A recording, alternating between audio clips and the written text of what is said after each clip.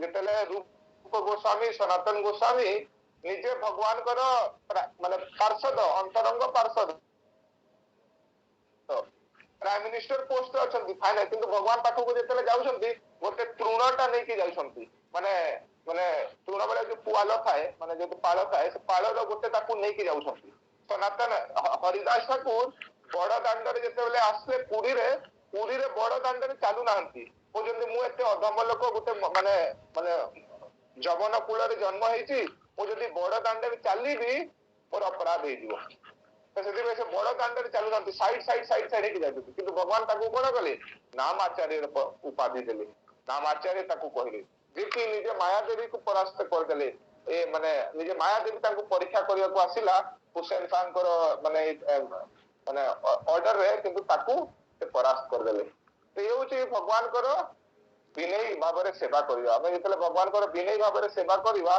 ताले कौन हम भगवान नाम आमको रुचि लगे भगवान भक्त मान सेवा आम हरे कृष्ण मंत्र को तार मिनिंग कौन तार मिनिंग हूँ भगवान सेवा आमको नियोजित करंतु तो भगवान केते सेवा नियोजित करेंगे जिते आम विनयी है भगवान सेवा करवा विनयी भाव नहीं कि भगवान जो सेवा करवा धीरे धीरे कौन हम भगवान आम उपर प्रसन्न हे से प्रसन्नता आमर संबंध जोड़ी कि आम भगवान पाखक जापर ना बहुत चेष्टा कला भी आमर कौन हम प्रोग्रेस आम भाविया कि बहुत दिन रू अच्छी ये अच्छी किंतु मोर प्रोग्रेस होनी मोर ये हूँ माने मु आग को बढ़ी पारुनी एबे भी माने तो भक्ति रे भल लगुनी कहीं आम सेवा करूनी से आमको साधना सहित साधना और सेवा दीटा करवा दरकार केवल साधना करले चलबनी कि केवल सेवा करले चलबनी दुटा को बैलेंस करिया पड़े सबुदिन मु मोर साधना जति माला जप करूची माने प्रसाद पाइबा एकादशी करवा भगवान विग्रह दर्शन करवा भक्त संग करवा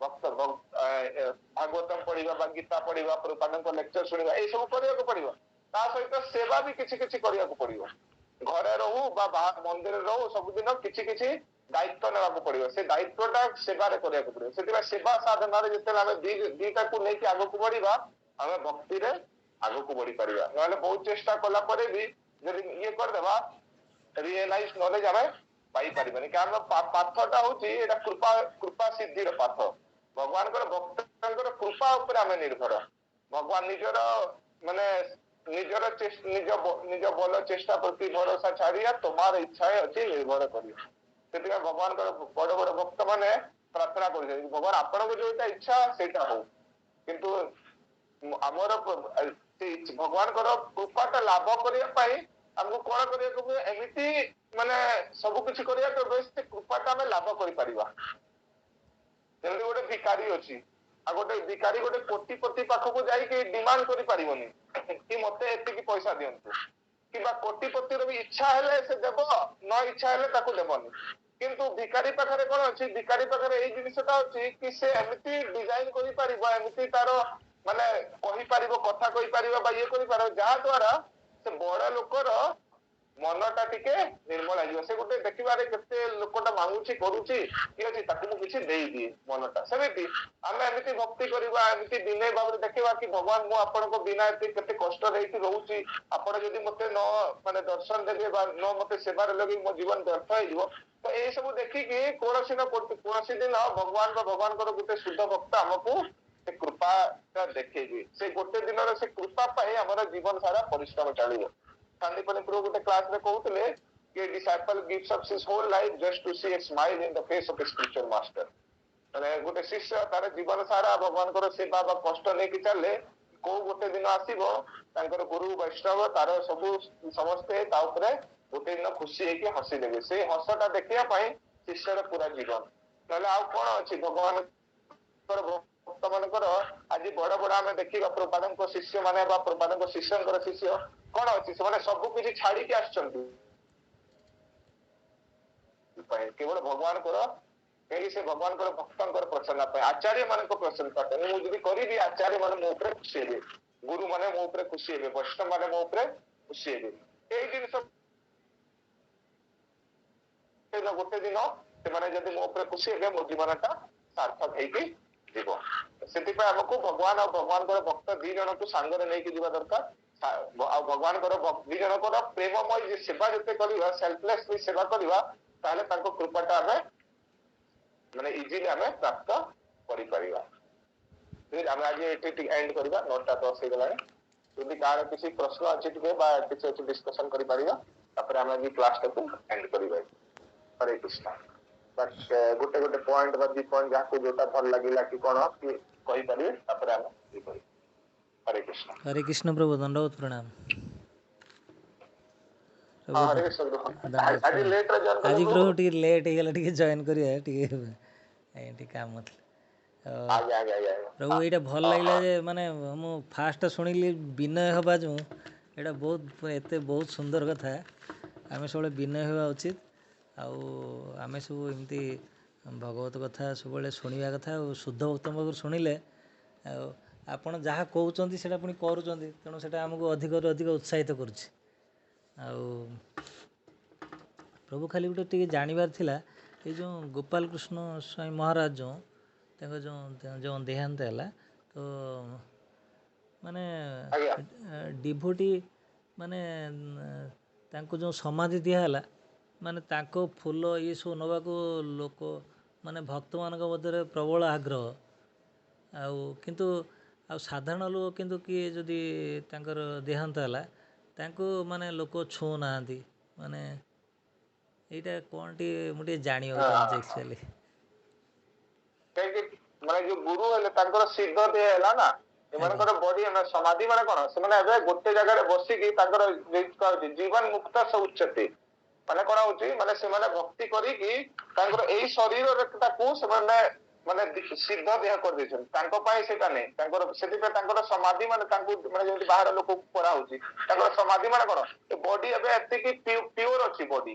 ଆଉ ପିଓର ବଡିରେ ସେମାନେ ଏବେ ଗୋଟେ ଜାଗାରେ ବସିକି ଭଗବାନଙ୍କୁ ଚିନ୍ତା କରିବେ, ସେଥିପାଇଁ ତାଙ୍କର ସମାଧି ବୋଲି କୁହାହଉଛି। ଆଉ ସେ ସିଦ୍ଧ ଦେହ ହେଇଗଲାଣି ବୋଲି ଜୀବନ ମୁକ୍ତ ଉଚ୍ଚତି, ସେମାନେ ଜୀବନ ମୁକ୍ତ ପୁରୁଷ, ଏଇ ଜୀବନରେ ରହିକି ଭଗବାନଙ୍କୁ ପ୍ରାପ୍ତ କରିଦେଇଛନ୍ତି। ସେମାନେ ଆମ ଭଳି ବଦ୍ଧ ଜୀବ ନାହାନ୍ତି ଯୋଉମାନେ ଧରନ୍ତୁ ଜନ୍ମ ମୃତ୍ୟୁ ଚକ୍କରେ, ସେମାନେ ସେଇ ଧାମରୁ ଏଇ ଧାମକୁ ଆସନ୍ତି ଡାଇରେକ୍ଟଲି ଆମ ମାନଙ୍କୁ ଉଦ୍ଧାର କରିବା ପାଇଁ। ଆଉ ଉଦ୍ଧାର କରିକି ପୁଣି ଯେତେବେଳେ ତାଙ୍କର ମିଶନ ଏଠି ସରିଯାଏ, ସେମାନେ ପୁଣି ଥରେ ଭଗବାନ ପାଖକୁ ବା ଆଉ ଗୋଟେ ମିଶନରେ ପ୍ରଭୁପାଦଙ୍କୁ ବା ତାଙ୍କ ଗୁରୁକୁ ଜଏନ କରନ୍ତି। ଏଇଟା ହଉଛି ତାଙ୍କର କାର୍ଯ୍ୟ। ତ ସେଥିପାଇଁ ସେମାନଙ୍କର ସିଦ୍ଧ ଦେହ, ସେଥିପାଇଁ ସିଦ୍ଧ ଦେହକୁ ଟଚ୍ କଲେ ବା ଇଏ କଲେ ବି ଧରନ୍ତୁ ଆମେ ଯେମିତି ଜେନେରାଲରେ 12 ଦିନ ଏସବୁ କିଛି ଲାଗିବନି, କି ଯୋଉମାନେ କରିବେ ସେଇଟା ଉଲ୍ଟା ଆଉ ଭଲ। ସେମାନେ ଗୋଟେ ଜାଗାରେ ଏବେ ବସିକି ଭଜନ କରିବେ। ସେଥିପାଇଁ ଯୋଉମାନେ ସେ ମାନେ ସନ୍ନ୍ୟାସୀ ମାନଙ୍କୁ ଦେଖିବେ ସବୁ ଜାଗାରେ ସମାଧି ଦିଆ ହୁଏ, ସେମାନେ ଗୋଟେ ଜାଗାରେ ବସିକି ଏବେ ଚିନ୍ତା କରିବେ, ଭଜନ କରିବେ। ତ ସେଇ ଜିନିଷ ପାଇଁ ଏସବୁ କରାହଉଛି, ମାନେ ସିଦ୍ଧ ଦେହ ହେଇଗଲାଣି ତାଙ୍କର।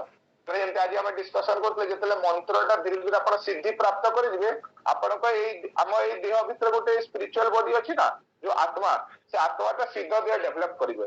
ଯେମିତି ଗୋଟେ ଗର୍ଭବତୀ ମାଙ୍କର ଶରୀର ଅଛି, ତା ଭିତରେ ଗୋଟେ ଛୁଆଟା ବି ଆଉ ଗୋଟେ ବଡିଟା ଡେଭଲପ କରୁଛି, ସେମିତି ତାଙ୍କର ଭିତରେ ଗୋଟେ ସିଦ୍ଧ ବଡି ଡେଭଲପ କରିବା। ଯେତେବେଳେ ସେ ଜଡ ଜଗତକୁ ଯାଉଛନ୍ତି, ସେ ମେଟାଲ ବଡିଟା ଛାଡିଛନ୍ତି, ଆଉ ତାଙ୍କର ସିଦ୍ଧ ଦେହରେ ଭଗବାନଙ୍କୁ ଭଜନ କରିବାରେ ଲାଗୁଛନ୍ତି ସେମାନେ। ତ ସେଥିପାଇଁ ଏଇଟା କରାହଉଛି। ଆଜ୍ଞା ପ୍ରଭୁ। ଆଉ ଆଉ ଯେଉଁ ମାନେ ଯେଉଁ ଅନ୍ୟ ଯେଉଁ ସାଧାରଣ ଲୋକ ମାନେ ତାଙ୍କୁ ମାନେ ଯେଉଁ ଛୁଁ ନାହାନ୍ତି, ଏଇଟା କ'ଣ ଆକ୍ଚୁଆଲି ଶାସ୍ତ୍ର ମାନେ କ'ଣ? ସାଧାରଣ ଲୋକ ସବୁ ଇମ୍ପିଓର, ସାଧାରଣ ଲୋକ ଇମ୍ପିଓର, କାମ କ୍ରୋଧ ଲୋଭ ମୋହ ସବୁ ଇମ୍ପିଓର ଅଛି ନା ତାଙ୍କର, ସେମାନେ କିଛି ଶୁଦ୍ଧତା ଭଗବାନଙ୍କର ଭକ୍ତି କରିନାହାନ୍ତି ବା ଭଗବାନଙ୍କର, ସେଥିପାଇଁ ସେମାନେ ଇମ୍ପିଓର। ତ ଇମ୍ପିଓର ଲୋକକୁ ଛିବେ ବୋଲେ ତ ଆପଣଙ୍କୁ ଇଏ ହେବ ନା, ଇମ୍ପିଓର ଲୋକକୁ ସେଥିପାଇଁ ଟଚ୍, ସେଥିପାଇଁ କୁହାଯାଇଛି ଲୋକମାନେ ଆମେ ଆମେ ଯେହେତୁ ବଦ୍ଧ ଜୀବ ଇମ୍ପିଓର ଲୋକ, ସେଥିପାଇଁ ସାଧୁ ମାନଙ୍କର ଗୋଡ ଫୋଡ ବି ଟଚ୍ କରିବା କଥା ନୁହଁ, କାହିଁକି ସେମାନେ ତାଙ୍କର ପ୍ୟୁରିଟି ଅଛି ନା। ଆମେ ଇମ୍ପିଓର ହେଇକି ତାଙ୍କୁ ଆମର qualify, we are not qualified, ଆମେ କ୍ୱାଲିଫାଏ ନାହାନ୍ତି, ତ ସେଥିପାଇଁ ତାଙ୍କୁ ଟଚ୍ କରିବାରେ ଆମକୁ ମନା କରାହେଇଛି। କିନ୍ତୁ ବାହାର ଲୋକ କଣ ସବୁ ଇମ୍ପିଓର, ସେମାନେ କାମ କ୍ରୋଧ ଲୋଭରେ ସବୁ ଅଛି, ତାଙ୍କର ଗତିର ଠିକ ନାହିଁ, ସେମାନେ ନର୍କ ଫର୍କ ସବୁଆଡେ ଯାଇଥିବେ, ତ ତାଙ୍କର ସବୁ ଦେହରେ ଏସବୁ ମାନେ କଣ, ସେଇଟା ଗଲା ଗୋଟେ କର୍ମକାଣ୍ଡ ବିଧିରେ କରାଉଛି। କର୍ମକାଣ୍ଡ ବିଧିରେ ଗୋଟେ ପ୍ରୋସେସ କରାଉଛି, କିନ୍ତୁ ମାନେ ଫରକଟା କଣ, ବୈଷ୍ଣବ ବିଧି ଆଉ କର୍ମକାଣ୍ଡ ବିଧିରେ ଲଭ ର ଫରକସନ, ଲଭ ଆଣ୍ଡ ଆଫେକ୍ସନ। ଯେମିତି ଆପଣ ଦେଖିବେ ଗୋଟେ ମାନେ କଣ କହନ୍ତି, ଆମକୁ ଯେତେବେଳେ ଭୋକ ଲାଗୁଛି ମା ବି ଖାଇବାକୁ ଦଉଛି, ଆଉ ଆପଣ ପ୍ଲେନରେ ଯାଉଥିବେ ଏୟାର ହଷ୍ଟେସ ବି ଆପଣଙ୍କୁ ଖାଇବାକୁ ଦେବ, କିନ୍ତୁ ଦିଟା କଣ ସମାନ? ଏୟାର ହଷ୍ଟେସ ତାର ଡ୍ୟୁଟି ଅଛି, ମୁଁ ଯିଏ ମାନେ ଯିଏ ବସିଛି ତାକୁ କିଛି ଖାଇବାକୁ ଦେବି, ମୁଁ ଯଦି ଖାଇବାକୁ ନ ଦେବି ମୋର ଡ୍ୟୁଟି ପଳେଇବ, ସେଇଟା ତାର। କିନ୍ତୁ ମା କଣ ଦେବ, ଟେଷ୍ଟି ଫେଷ୍ଟି, ଆରେ ଭଲ ବନେଇଛି କି ମୋ ପିଲାଟା ଖାଇବ, ଦିଟା ଭିତରେ ଫରକ ଅଛି। ସେମିତି ବ୍ରାହ୍ମଣ ମାନେ ଯେମିତି ଆପଣ ଦେଖିବେ ଜଡ ଜାଗାରେ ବ୍ରାହ୍ମଣ ମାନେ କଣ, ସେମାନେ ଆସିବେ ପୂଜା ପାଠ କରିବେ, ଦକ୍ଷିଣା ଧରିବେ, ପଳେଇଗଲେ, ତାଙ୍କର ଆପଣ କେତେ ଶ୍ରଦ୍ଧାରେ ସେ କହିବେ ଏମିତି। କିନ୍ତୁ ବୈଷ୍ଣବ କଣ, ଭଗବାନଙ୍କର ପ୍ରୀତି ବିଧାନ ପାଇଁ କରିବ, ତ ସେଥିପାଇଁ ସେମାନେ କଣ ଆମର ଯୋଉ ଭକ୍ତ ମାନେ ଯୋଉମାନେ ଯେମିତି ଯୋଉ ଗୁରୁ ମାନେ ଏମାନେ ତାଙ୍କର ଜୀବନଟା ଭଗବାନଙ୍କର ପ୍ରୀତି ପାଇଁ ଦେଇଛନ୍ତି। ତ ସେଥିପାଇଁ ଭଗବାନ କହୁଛନ୍ତି ନା ମୃତ୍ୟୁ ସଂସାର ମାନେ ସାଗର ମୁଁ ତାଙ୍କୁ ମୃତ୍ୟୁ ସଂସାରରୁ ଉଦ୍ଧାର କରିବି। ତ ସେମାନେ ଭଗବାନଙ୍କର ଯୋଉଠି ହେଲେ ଭଗବାନଙ୍କର ସବୁବେଳେ ମନେ ଯେମିତି ଗୋପାଳ କୃଷ୍ଣ ମହାରାଜ ଲାଷ୍ଟରେ ଲୋକନାଥ ସ୍ୱାମୀ ମହାରାଜ ତାଙ୍କୁ ହରେ କୃଷ୍ଣ କହିଲେ, ସେ ହରେ କୃଷ୍ଣ କହିଲେ ଆଉ ଦେହଟା ଛାଡ଼ିଲେ। ତାହେଲେ କଣ ଭଗବାନ କହିଲେ ଅନ୍ତ କାଳେ ଚ ମାମେ ବସ୍ମନ ମୁକ୍ତା କଲେ ବର ଅନ୍ତ କାଳରେ ହରେ କୃଷ୍ଣ କହିଲେ ଭଗବାନ ପାଖକୁ ପଳେଇଲେ ଆଉ କଣ। ତ ତାଙ୍କର ଶରୀରଟା ବି ସିଦ୍ଧ ଦିଆ ହେଇଗଲା। ସେଥିପାଇଁ ସେ ଶରୀରଟାକୁ ପୂଜା କରିବା ଦରକାର। ସେଥିପାଇଁ ଆମେ ସମାଧି ରଖିକି ତାଙ୍କୁ ସମାଧି ଦିଆ ହେଲା, ସବୁଦିନ ତାଙ୍କର ପୂଜା କରାହବ। ସେଇ ଯେ ସମସ୍ତେ ତାଙ୍କର ଶିଷ୍ୟ ମାନେ ଯାଇକି ସେଠି ଇଏ କରିବେ। କିନ୍ତୁ ବାହାର ଲୋକ ଇମ୍ପିଓର ଲୋକ, ସେଥିପାଇଁ ଇମ୍ପିଓର ଲୋକଙ୍କର ଏଇ ସବୁ ମାନେ କର୍ମକାଣ୍ଡ ବିଧିରେ ମାନେ କେବଳ ଫଲୋ କରୁଛନ୍ତି ଏଇଟା। ଆଜ୍ଞା ପ୍ରଭୁ, ହରେ କୃଷ୍ଣ ପ୍ରଭୁ, ହରେ ଆଜ୍ଞା କୃଷ୍ଣ। ହରେ କୃଷ୍ଣ, ହରେ କୃଷ୍ଣ। ଅତୁଲ ପ୍ରଭୁ ଆଜି ତ ଜଏନ କରିନାହାନ୍ତି, ମାନେ ତୁଳସୀ ପ୍ରଭୁ ଏସବୁ ତ କେହି ଜଏନ କଲେନି ତ ଆଜି। ତୁଳସୀ ପ୍ରଭୁ ଫୋନ ଲାଗିଲାନି। ଆଉ ବି ତ କେହି ପ୍ରାୟ ଜଏନ କରିନାହାନ୍ତି। ଆମେ ଚେଷ୍ଟା କରିବା ଜଏନ କରିବୁ ଟିକେ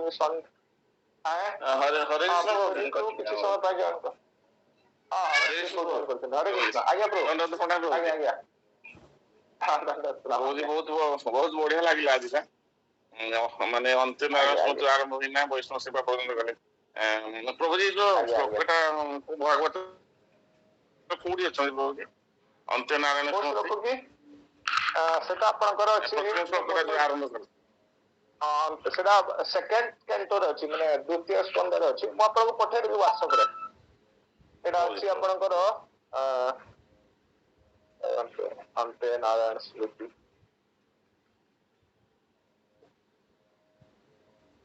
ଏଟା 2.1.6 ମାନେ ଦ୍ୱିତୀୟ ସ୍କନ୍ଧ ପ୍ରଥମ ଚାପ୍ଟର 6 ନମ୍ବର ଶ୍ଲୋକ ଅଛି। ମୁଁ ଆପଣଙ୍କୁ ନହେଲେ ହ୍ୱାଟ୍ସଆପରେ ପଠେଇଦେବି, ଦେଖିଦେବି ଆଉ ହେଲା। ଦିଟା ଯାକ ଶ୍ଲୋକ ପଠେଇଦେବି। ବହୁତ ସୁନ୍ଦର ହେଲା ଯେ କଥା, ବହୁତ ସୁନ୍ଦର। ମାନେ ଏତେ ମତେ ଟିକେ ମଝିରେ ନିଦ ଲାଗି ଯାଉଥିଲା, କଥାରେ ଆରମ୍ଭରେ ନିଦ ଭାଙ୍ଗିଥିଲା। ଆଜ୍ଞା ଆଜ୍ଞା, ଦେଖୁଛି ଏବେ ତ ଟିକେ ଚେଷ୍ଟା ଚାଲିଛି କେମିତି ଟିକେ କଣ ସମସ୍ତେ ଟିକେ ଜଏନ ପଏଣ୍ଟ କରୁନାହାନ୍ତି, କେମିତି ଟିକେ ଆକ୍ଟିଭ କରିବା ହବ। ସବୁ କହିଛନ୍ତି ତ ଟିକେ କରିବା ପାଇଁ। ମୁଁ କହିଲି ହଁ ହରେ କୃଷ୍ଣ। ଆଜ୍ଞା, ଭାରତରେ ଜଏନ କରିଥିଲେ, ଭାରତରେ ଜଏନ କରିଥିଲେ, କିଏ ଭାରତରେ ଜଏନ କରିଥିଲେ ଆଜି କ୍ଲାସରେ? ନା ଭାରତରେ ଜଏନ କରିଥିଲି, ମୁଁ ଦେଖିଲି। ହଁ ହଁ ହଁ, ନୂଆ ନୂଆ ନା ଟିକେ ଦେଖୁଥିଲି ମୁଁ ପ୍ରାୟ। ଟିକେ ନୂଆ କେତେ ଜଣ ଥିଲେ, କିନ୍ତୁ ପୁରୁଣାଟା ଯୋଉମାନେ ଜଏନ କରିଥିଲେ। ତ ଆଜିର କ୍ଲାସ ବହୁତ ବଢିଆ ଲାଗିଲା। ଆଜ୍ଞା ଆଜ୍ଞା,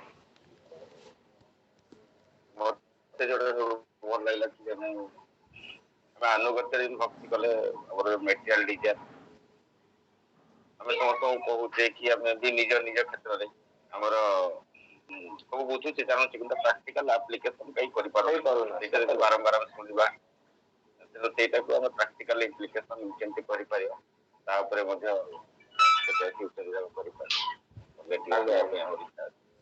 ପ୍ରାକ୍ଟିକାଲ ଇମ୍ପ୍ଲିକେସନ ଆମେ ସମସ୍ତେ ଶୁଣୁଛେ, ମନେକର ଜଣେ ଆମେ କ୍ଲାସ କରୁଛେ କିନ୍ତୁ ଅଧାରୁ ପଳଉଛେ, କାହିଁକି ମନଟା ଆମର ଆସୁଛି ପୁଣି ଏଠି ସ୍ଥିର ହେଇକି ରହିପାରୁନି। ଭକ୍ତିରେ ଇଚ୍ଛା ଅଛି କିନ୍ତୁ ଆମେ ତାକୁ ସ୍ଥିର କରିପାରୁନେ, କଣ୍ଟିନ୍ୟୁଟି କରିପାରୁନେ, କାହିଁକି ତାର ସେଟାକୁ ପ୍ରାକ୍ଟିକାଲ ଇମ୍ପ୍ଲିକେସନ ନିଜ କ୍ଷେତ୍ରରେ ଦେଖିବା କରିବା। ଏଇ ପ୍ରୋବ୍ଲେମ ତ ମୋର ବି ଅଛି। ସବୁ କିଛି ସମୟ ଆନୁଗତ୍ୟ ରହୁଛି, କେତେବେଳେ ଆନୁଗତ୍ୟରେ କିଛି ଚିଟିଂ ପଳେଇ ଆସୁଛି, କେତେବେଳେ କଣ ପଳେଇ ଆସୁଛି। ସେଥିପାଇଁ ମୁଁ ଏଇଟା ଚେଷ୍ଟା କରୁଛି କେମିତି ଟିକେ 100% ହବ ସରେଣ୍ଡର ଟା। ଏଟା ମୁଁ ଦେଖିଲି ସରେଣ୍ଡର 100% ନହେଲେ ଏଟା ଯେତେବେଳେ ରିଏଲାଇଜ ହଉଛି କି ମାନେ ଏଇ ଯୋଉ ବୈଷ୍ଣବ ମାନଙ୍କ ପାଖରେ ଯଦି 100% ସରେଣ୍ଡର ହେଲେ ସବୁଠାରୁ ସେଫ ଜାଗା ଏଟା। କାରଣ ସେମାନେ ମାନେ କଣ ମାୟାର ଆଟାକ ଏତେ ବେଶୀ ଅଛି, କେତେ ହେଲା କଣ ପ୍ରୋବ୍ଲେମ ଆସିବ, ଯଦି ସରେଣ୍ଡର ହେଇକି ରହିବେ ସେମାନେ ଆମକୁ ବଞ୍ଚେଇ ଦେବେ। ନହେଲେ କଣ ଲୋକ ହାବାରେ ମାନେ ଉଡିଯିବ ସେ। ଆଜିକାଲି କେତେ ଲୋକ ଯୋଉମାନେ ଗାଇଡାନ୍ସ ରେ ନାହାନ୍ତି, ବଡ ବଡ ଭକ୍ତ ବି ହୁଅନ୍ତୁ, ବହୁତ ସିନିୟର ଭକ୍ତ ବି ଅଛନ୍ତି, କିନ୍ତୁ ଯେହେତୁ ଗାଇଡାନ୍ସ ରେ ନାହାନ୍ତି କିଛି ଏତେ କରିପାରୁନାହାନ୍ତି ମୁଁ ଦେଖୁଛି। କିନ୍ତୁ ଯୋଉମାନେ ଛୋଟ ଭକ୍ତ ବି ହେଲେ ଗାଇଡାନ୍ସ ଅଛି, ତାଙ୍କ ଦ୍ୱାରା ଭଗବାନ ବହୁତ ବଡ ବଡ କାମ କରୁଛନ୍ତି। ସେଥିପାଇଁ ଏଟା ରିଏଲାଇଜ ଏବେ ଧୀରେ ଧୀରେ ଟିକେ ହଉଛି କି କେମିତି ଏତେ ବର୍ଷ ପରେ। ସେଥିପାଇଁ ଚେଷ୍ଟା ଚାଲିଛି, ଏତେ ହେଇପାରୁନି। ନିଜେ ବି ମୁଁ କେତେବେଳେ ବୈଷ୍ଣବ ମାନଙ୍କୁ ଠକି ଦଉଛି, କେତେବେଳେ କପଟ ଭାବ ପଳେଇ ଆସୁଛି। ପ୍ରାର୍ଥନା କରୁଛି ଭଗବାନ କେମିତି ଏଇଟା ଦୂର ହଉ, କେମିତି ତାଙ୍କର ଇନଷ୍ଟ୍ରକ୍ସନ ସବୁ ପୁରା ଗୋଟେ ଗୋଟେ କରି ଫଲୋ କରିପାରୁ ଲାଇଫରେ 100% ଫଲୋ କରିପାରୁ। କିନ୍ତୁ ଧୀରେ ଧୀରେ ଦେଖିବା ଚେଷ୍ଟା କରିବା ଭଗବାନଙ୍କୁ ସେଥିପାଇଁ ପ୍ରାର୍ଥନା କରିବା। କାରଣ ଆମର ପାପ କର୍ମ ବହୁତ ଅଛି ତ ଏବେ ଯାଏ ସରିନି। ଭଗବାନ କହିଲେ ନା ଯୋଉ ଯୋଉ ପାପ କର୍ମ ନ ସରିବା ପର୍ଯ୍ୟନ୍ତ ଜଣଙ୍କର ଏଥିରେ ଇଏ ଲାଗୁନି। ଭଗବତ ଗୀତାର ସେ ଶ୍ଲୋକଟା ମନେ ପଡୁନି।